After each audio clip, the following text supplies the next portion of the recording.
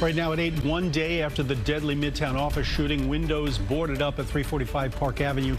The building remains closed as loved ones and coworkers remember the 4 people killed. After the rampage, the suspect turned the gun on himself. Now the investigation turns to his home in Las Vegas. What investigators have uncovered that reveals the possible target and motive for the shooting. Good evening, I'm Dick Brennan. We begin tonight with a vigil just beginning at Bryant Park, honoring the people killed in the Midtown office shooting. We're looking live at the gathering right now. Governor Hochul, Mayor Adams, and NYPD Commissioner Jessica Tisch all expected to be there, along with people who knew the victims. We're learning more about the people who were killed while working inside the Park Avenue building.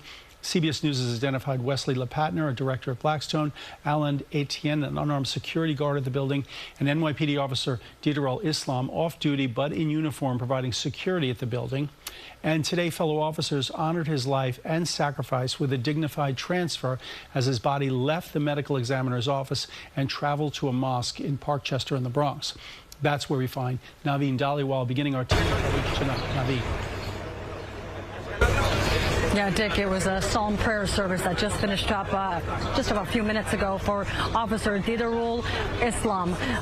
And it was just very difficult as family members. His fellow NYPD officers came here to this mosque here in Parkchester, just minutes from where he lived. Now, his body was transferred here this afternoon. A line of his brothers in blue saluted him. Officer Islam was a father of 2 of young boys, his wife pregnant with their 3rd child. He was his father's only son, and he wore his NYPD uniform with pride and confidence. That's what he was doing on Monday evening when he was gunned down during a security detail in Midtown Manhattan. Now, as close friends and colleagues gathered here, there was tremendous sadness for a life with so much promise gone so soon. Everybody's upset. He's a very nice guy, very quiet guy, very gentle. A lot of grieving inside that house. A lot of people were crying.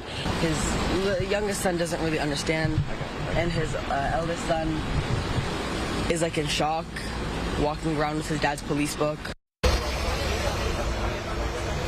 Now, family friends say Officer Islam's body will remain here at the mosque until his funeral, and the arrangements for that have not been finalized as of yet. We're live in Parkchester. Naveen Dhaliwal, CBS News, New York. All right, Naveen, thank you. Deputy Mayor Kaz Daughtry joined CBS News New York on set earlier to talk about the investigation, which he says has just gotten started. On the ground yesterday, when the situation was under control, the suspect has been neutralized. That's when the planning starts. So the FBI director in charge, a special agent in charge for the New York division, as long as the HSI teams and the DA teams, the mayor, the commissioner, they were all on the phone with their counterparts, reaching out to the Las Vegas police department and their counterparts in there from their federal partners. And tonight we're learning more about the suspect's background and potential motive. Alice Gainer has the latest from the building where the attack happened.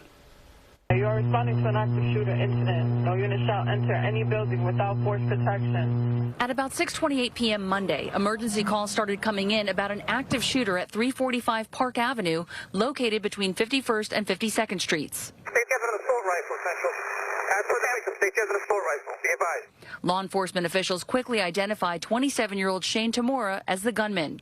Tamora was seen walking into the building carrying an AR-15 style assault rifle. Was assembled by Mr. Tamora using a lower receiver purchased by an associate.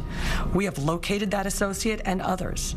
Blackstone, Rooted Management, and the National Football League have offices here. It's believed NFL headquarters was his target after investigators found a 3-page note in his wallet.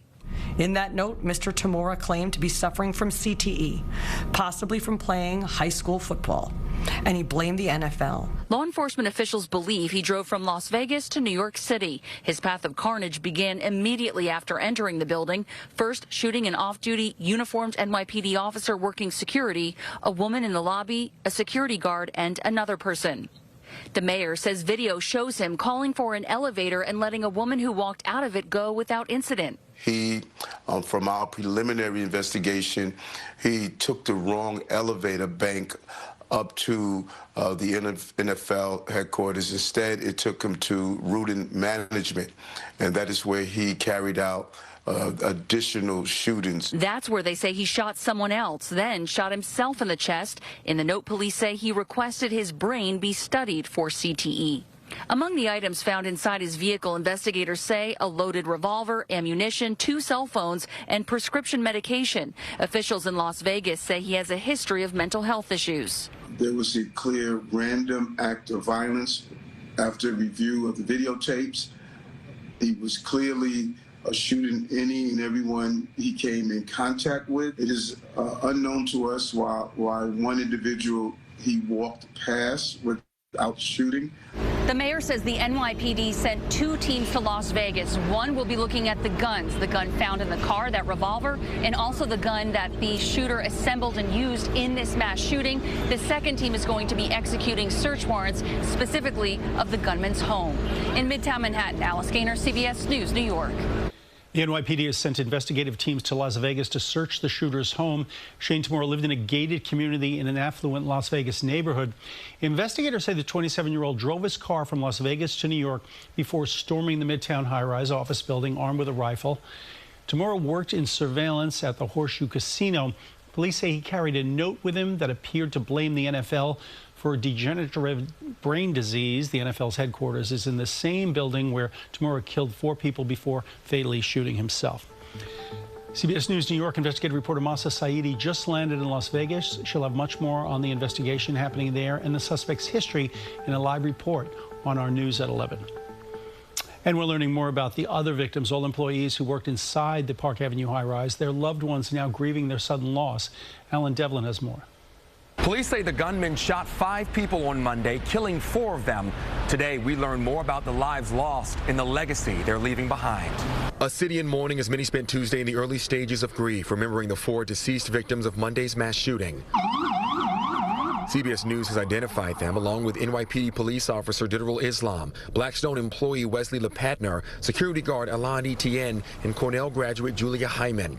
LePatner was a Yale grad heavily involved in UJA and the senior managing director of real estate at Blackstone, where she worked and where she was killed Monday. LePatner's family released a statement to CBS News New York that read in part, "At this unbearably painful time, we are experiencing an enormous gaping hole in our hearts that will never be filled, yet we will carry on the remarkable legacy Wesley created." Alain Etienne was an unarmed security guard on site at 345 Park Avenue when the shooter opened fire. 32 BJ of Service Employees International Union said Etienne took his job extremely seriously and added, "Alain Etienne was a New York hero. We will remember him as such."